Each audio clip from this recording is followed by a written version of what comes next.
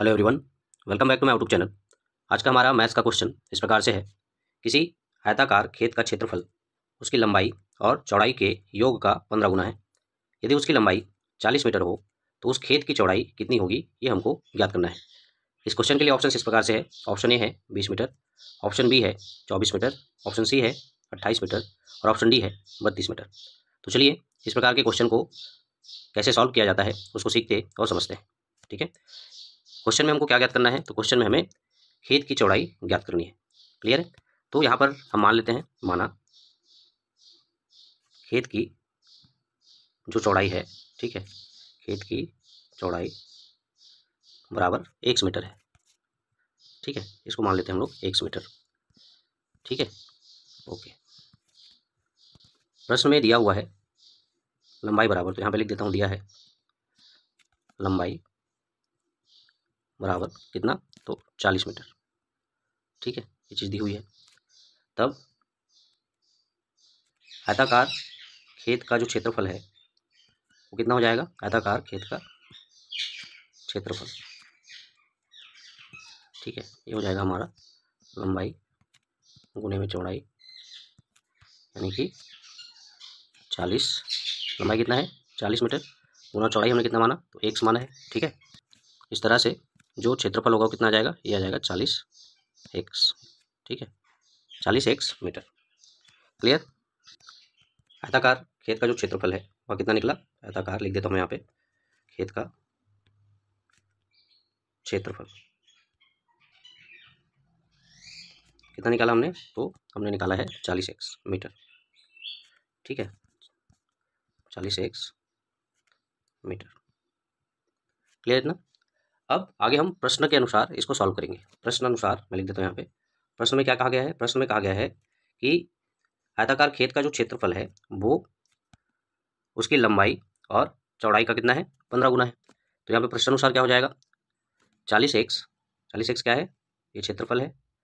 ठीक है, ये लंबाई और चौड़ाई के योग का कितना गुना है, तो 15 गुना। तो यहाँ पे हो जाएगा लंबाई धन चौड़ाई।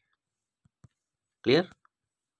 ठीक है, यहाँ पे मार रखने पर क्या होगा, 40x बराबर ये 15, कोष्टक के अंदर लंबाई कितना दिया हुआ है क्वेश्चन में, तो 40 दिया हुआ है, धन चौड़ाई हमने कितना माना है, तो x माना है, तो यहाँ पे मैं x लिख देता हूँ।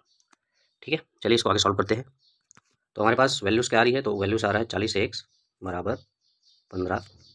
ठीक है, कोष्टक के अंदर 40 धन x। ठीक है, आगे इसको जब सॉल्व करेंगे तो ये 40x बराबर हो जाएगा 15 का गुना जब 40 से करेंगे तो ये हो जाता है 600। ठीक है, प्लस है 15 का गुना x से जब करेंगे तो हो जाएगा हमारा 15x। क्लियर? ओके, अब जो x वाली वैल्यूज़ है, ठीक है, इधर का जो 15x है उसको इधर पक्षांतर कर देते हैं 40x के साइड पे। तो क्या हो जाएगा, ये पक्षांतर करने पर 40x ऋण 15x बराबर में इधर कितना है 600। ठीक है, 40x में से जब हम 15x को माइनस करेंगे तो हमारे पास बचेगा 25x बराबर 600।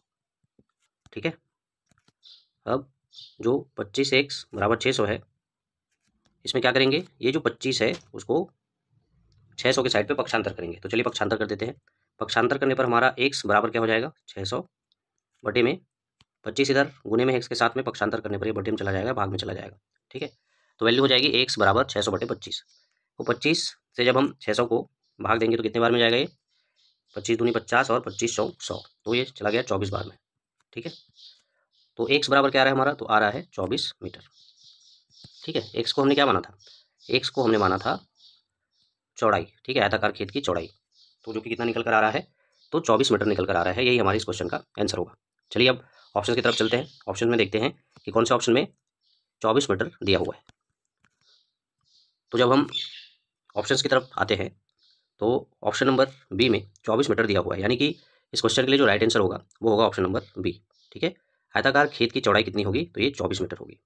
ठीक है, यहाँ पे हमने आयताकार खेत की चौड़ाई निकाल ली है, तो यहाँ पे हम लिख सकते हैं 24 m। ठीक है, ये हमको ज्ञात करना था। क्लियर है? आशा करता हूँ इस प्रकार के सवाल को कैसे सॉल्व किया जाता है वो आप लोग को बहुत अच्छे से समझ में आया होगा, तथा यह वीडियो जो है आप लोग के लिए यूजफुल साबित होगा।